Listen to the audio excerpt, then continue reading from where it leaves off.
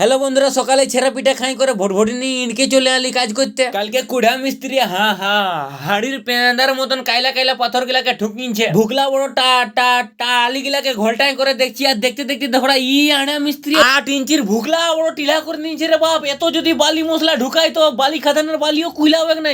ধোকড়া মিস্ত্রি ধোকড়াটুকু কাজ করলে বোরার মতন ইনকি চলে গেল জল খাতে।